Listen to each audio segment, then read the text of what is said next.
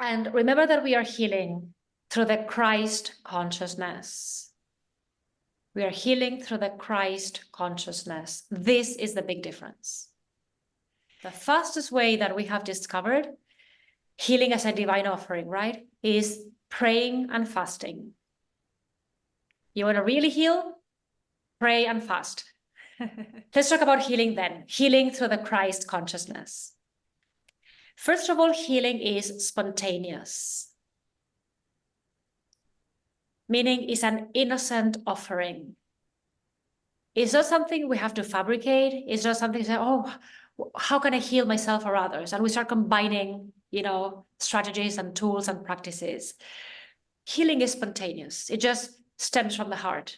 Okay? So if there's not a spontaneous call to heal yourself or others, just don't offer anything, because it's the mind trying to fix something when nobody's asking you to fix that. Okay? So unless it's a spontaneous thing that awakens within, there's no healing that is ready to be offered. It's important to remember that healing is spontaneous because it's the only moment, the only way in which healing works. Because when there is spontaneity, it means that you are ready for a certain experience. Spontaneity already means that you have given your free will to experience that. That's why you're ready. That's why it's something spontaneous and that requires no effort or struggle.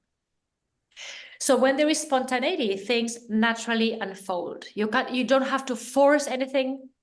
You don't have to fix anything or anyone. If you or others are not ready, why give something? They're not going to take it.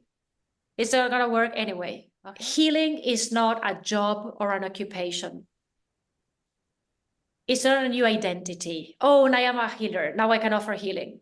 And it's my new job. And I replace that, the old job that I don't like or occupation, by this new healing modality. Healing is a soul offering. The ego is all about keeping itself busy. What can I do now? What can I do now? What can I do? I can heal now. Okay, let's go heal. The ego is always about doing something. So healing is a soul offering. It's sacred. It's medicine. And the heart releases medicine when it has cultivated enough love, wisdom, and power. For the heart to release energy, first of all, it has to clear wounding.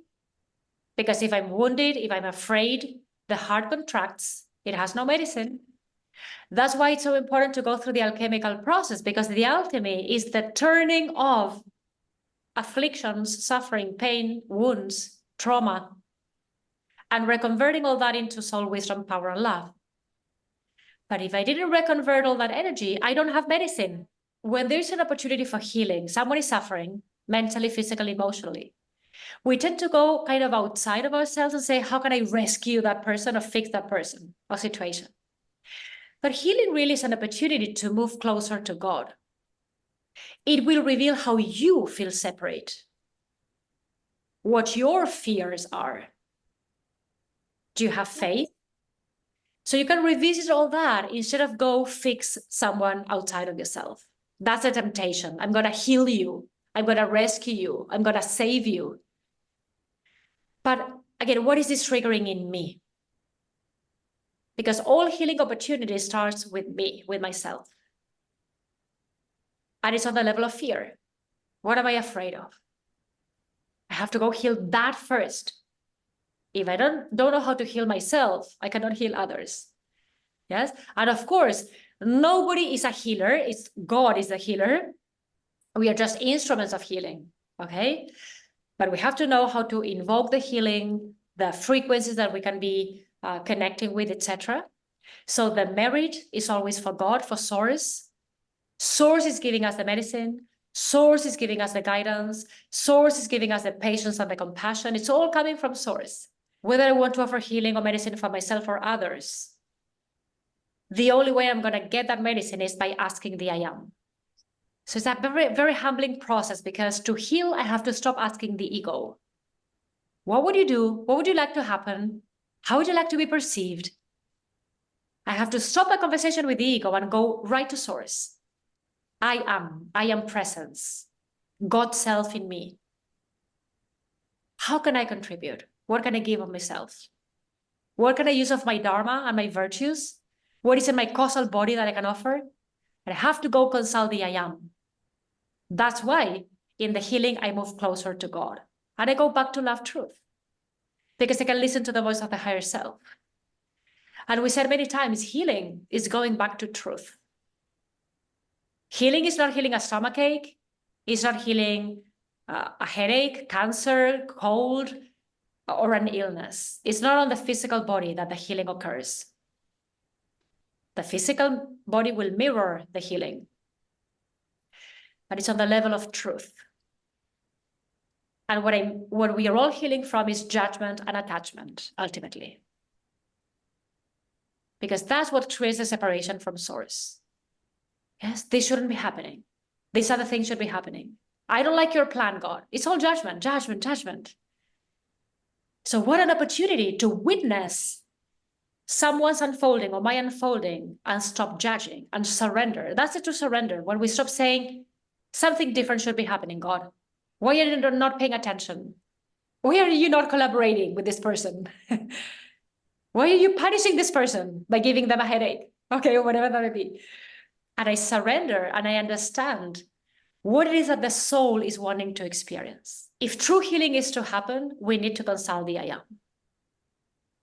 So I have to step out of the egoic conversation, which is all on the level of image and how I want to be perceived and what I want to achieve. And really from the humanitarian heart, offer something sacred to myself and others. And surrender to the unfolding, okay? Trust the process. Remember that when the student is ready, the master appears. The same thing with medicine. When your heart is ready, when you're willing to have that next experience, when you are really ready to recover yourself from suffering and self-sabotaging yourself, it's when the master, the medicine, appears. Can the medicine come before you're ready? No, because you won't take it. Even if it appeared, you won't take it because you're not ready for that new vibration. You're still resisting. You still need more lessons there. Okay? So the key concept here is that medicine should not interfere with someone's destiny. Have you found yourselves wanting to rescue people around you? Say, I want to heal you. I want to heal you. Fast, now. Most often, it's the ego that wants to interfere with people's destiny, saying, I have a better destiny for you. So it's the ego saying, I have something better to offer than God. So healing is teaching us about wisdom and stop judging why someone might be choosing that experience. What do we know? They want to have that experience. Have you ever considered before offering healing? First of all, is a person asking for something? Most often they are not. It's us, it's our anxiety, right?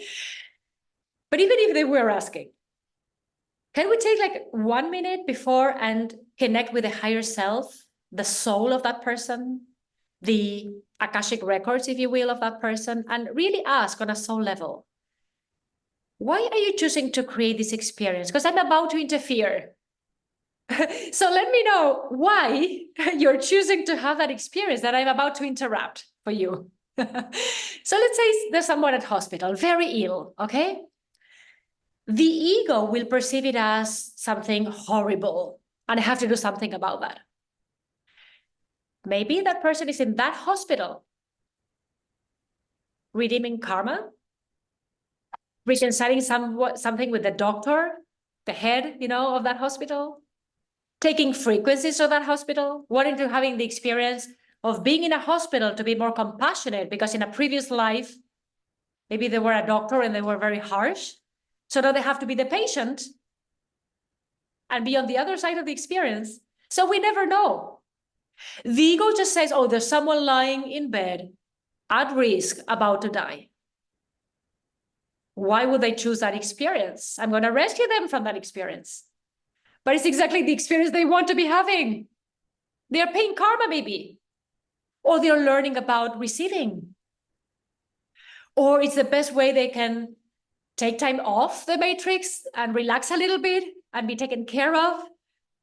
I receive meals, prepared by someone else. You never know why the person is creating that experience.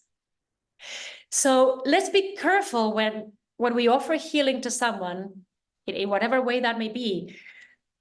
Is the person asking for that?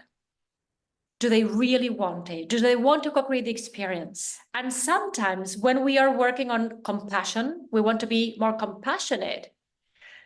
We have to physicalize an experience, feel it in our own bodies, to then understand others better, how we create that and discreate that. So when we are going through an experience, most often it's because we want to be cultivating more compassion. And unless we go through the experience, we don't know. We don't have empathy because we didn't have that experience before. So we would not know how we would respond, how we would resolve it. So I create that experience. But let's see how I deal with this first. Before I go tell others, oh, it's easy, go do that, pray, fast, this, that. Okay, did you do that? Did it work for you? Were you willing? Okay, did you discover why you were in that experience? So healing really is about eradicating judgment.